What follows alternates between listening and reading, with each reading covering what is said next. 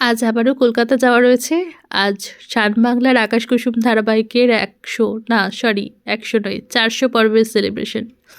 ভাবা যায় এই সময় দাঁড়িয়ে ৪০০ পর্বের যাত্রা তারা অতিক্রম করতে চলেছে। ৪০০ পর্ব তার মুখের কথা নয়, তাই সেই দিনটার সাক্ষী থাকতে আমিও চললাম টলি রিপোর্টারকে সাথে নিয়ে কলকাতা। যেতে হবে সেই অনেকটা পথ, যেতে হবে ঠাকুরপুকুর, যেতে হবে তারাতলায় নেমে আরও বেশ খানিকটা পথ। মানে তারাতলাতে নেমে আমাকে বাস ধরে যেতে হবে ভিলাইন স্টুডিও, সেখানেই হচ্ছে আকাশ কুসুম ধারাবাহিকের শুটিং। আর আমি রেডি হয়ে খাবার খেয়ে আমি একেবারে লাঞ্চ করেই উঠেছিলাম ট্রেনে। ১টা বাজে ট্রেন ছিল, আর ১টা বাজে ট্রেন ধরার জন্য মোটামুটি আমি 12:30 নাগাদ খেয়ে তারপর রেডি হয়েছি। 1:45 নাগাদ বাড়ি থেকে বেরিয়েছি, টোটো ধরেছি তখন 1:50, আর টোটো আমাকে যখন নামালো তখন 1:02। 1:02-এ নেমে আমি সোজা চলে গেলাম প্ল্যাটফর্মে। 3 নাগাদ আমি প্ল্যাটফর্মের ওপরে উঠে পড়েছি, আর 4 নাগাদ আমি একদম মহিলা কামরার সামনে। এবার ট্রেনে উঠে পড়েছি, ট্রেনও সঠিক সময় ছেড়ে দিয়েছে। ট্রেন তার নিজের গন্তব্যের দিকে রওনা হচ্ছে, আর আমি বসে বসে বোর হচ্ছি।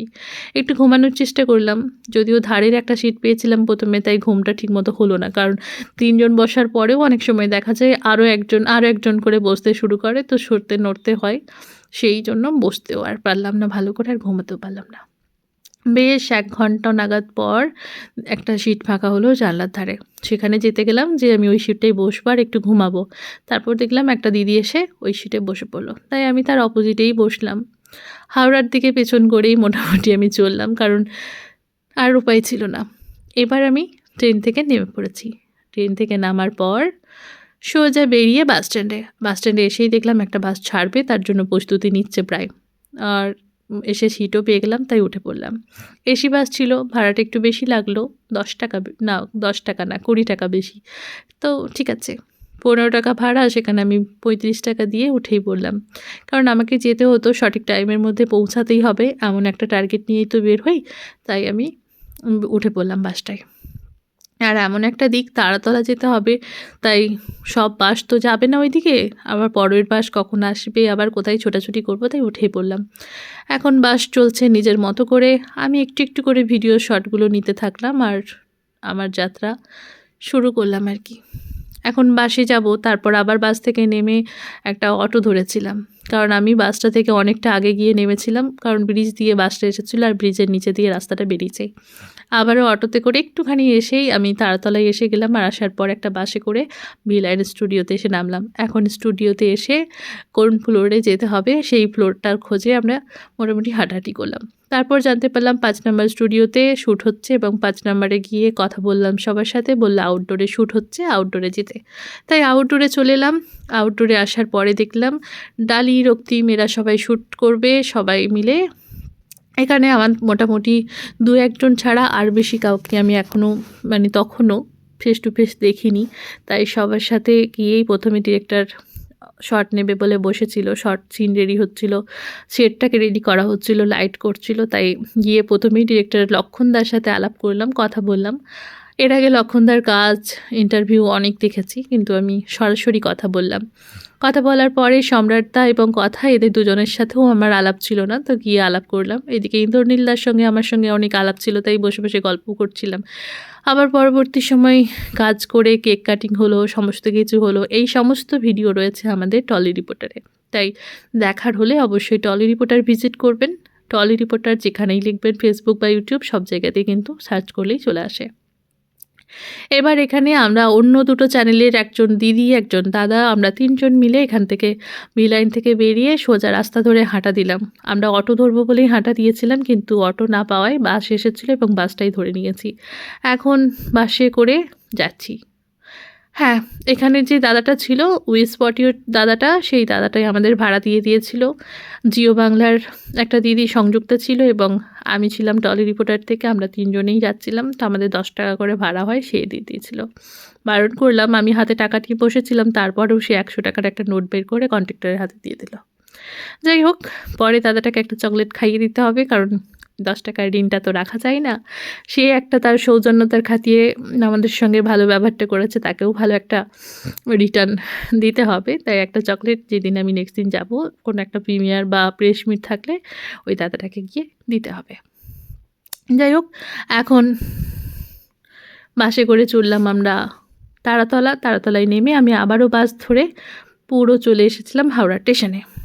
আর সেখানে হাওড়া স্টেশনে গিয়ে আমি অবশ্যই কিনে নিয়েছিলাম এই যে ডুমুরের শুশনি শাক, সেটা রাস্তায় দেখতে পেয়েছিলাম। তাই 9:30 জামালপুর এক্সপ্রেস ধরে আমি আবার ব্যাক করব বর্ধমান। তাই আমি হাওড়া স্টেশনের 8 নম্বর প্ল্যাটফর্মে গিয়ে হাজির হয়েছিলাম।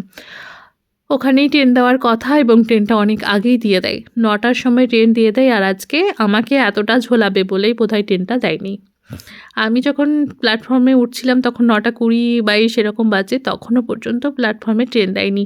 আর 9:30টায় ট্রেনটা ছাড়ার কথা। আর এত বেশি ভিড় হয় ট্রেনটায় যে কি বলবো। দূরপাল্লার ট্রেন তো, কারণ সেই সকাল পর্যন্ত এই ট্রেনটা ভাগলপুর পর্যন্ত যায়। ওই আমি প্ল্যাটফর্ম থেকে হাঁটতে লাইন পর্যন্ত যাওয়ার আগেই ট্রেনটা দিল। আর যেমনি ট্রেন দেয় তেমনি সবার হুটোপাটি শুরু হয়ে যায়। পুলিশগুলোর তো নাজেহাল অবস্থা হয় এই লাইনের ধক্কা সামলাতে। তাই চেষ্টা করলাম প্রত্যেকবারের মতোই, কারণ আমি প্রত্যেকবার লাইন ভেঙেই কোনো রকমের সিট কামরায় উঠি। আমি তো আর সিটই পাবো না নচেত। ভিড়টা দেখেছেন? এভাবেই কিন্তু ধাক্কাধাক্কি করে কোনো রকমে সবাই উঠবে। এই লাইনে দাঁড়িয়ে থাকলে আমি সিট তো দূরের কথা, আমি ট্রেনেও উঠতে পারবো না। হ্যাঁ, এমনটাই অবস্থা হয়। আমি একদম সেই প্রত্যেকবার যেমন করি, একদম শেষ প্রান্তে এসে তারপরে সবাইকে জানলার দিক থেকে জিজ্ঞাসা করতে থাকি আর কি, সিট হ্যাঁ, সিট হ্যাঁ, সিট হ্যাঁ। যদি কেউ বলে হ্যাঁ হ্যাঁ, তো আমি উঠে পড়ি। তো আজকেও আমি জিজ্ঞাসা করেছিলাম সিট হ্যাঁ, বলে হ্যাঁ আছে একটু হ্যাঁ, তো আমি উঠে পড়লাম। আর ওঠার পরে বসে পড়লাম। এখন জার্নিটা সুন্দর হবে, কারণ সিট পেয়ে গেছি একদম উইন্ডো সাইড, 1 সিট বসে সুন্দর করে ভিডিও করতে মাঝে মাঝে ভিডিওগুলো এডিট করছিলাম ফোনে, কারণ তার মধ্যে জি থেকে অনেক ভিডিও পাঠিয়ে দিয়েছে। আমি তো প্রচুর ভিডিও করে ফেলেছি আকাশ কুসুমের, সমস্ত মিলিয়ে ভোর হয়ে গেলাম। এত বিরক্ত ধরে গেল, ফোন ভরে দিয়ে বসে রইলাম একটা ফোন হাতে নিয়ে। আর এইদিকে দরজার অবস্থাটা দেখুন, সবাই লাট হয়ে বর্ধমান ঢোকার অনেক আগেই ঘুমিয়ে পড়েছে। এখন যদি এই ট্রেনটা 2 নম্বর প্ল্যাটফর্মে দেয় আমি কি করে নামবো সেটাই ভাবছি। বলতে ঘণ্টাখানেকের মধ্যেই, যেহেতু সুপারফাস্ট তাই 1 ঘণ্টাই লাগে আসতে। যে একটু দেরি হয়েছিল ট্রেনটা ছাড়তে, 9:40 নাগাদ ছেড়েছিল আর 10:50 নাগাদ আমাদের বর্ধমান এসে হাজির হয়েছিল। এই যে তার প্ল্যাটফর্ম 1 নম্বরেই দিয়েছিল, তাই খুব সহজেই নেমে পড়লাম। নামার পরে একটু ভিডিও করতে আমি আবার ব্যাক হেঁটে এক্সিট গেট দিয়ে হাওড়া না, বর্ধমান প্ল্যাটফর্ম থেকে বেরিয়ে বাড়ি যাব। আর তার জন্য হাঁটতে হচ্ছে, যেহেতু প্রথমের দিকেই জেনারেল কামরা থাকে, আমি একদম প্রথমে গিয়ে উঠেছিলাম, তাই এখন একটু ব্যাকেই হাঁটতে হবে। আর হাঁটার পরেই এক্সিট গেটটা পাওয়া যাবে। এখন এখান থেকে বাড়ি ফিরে রান্নাবান্না যা আছে দিনের মোটামুটি ওখান থেকেই একটু খেয়ে নিতে হবে। এই যে 58 মতো বাজে, 10টা 58 নেমে পড়েছি।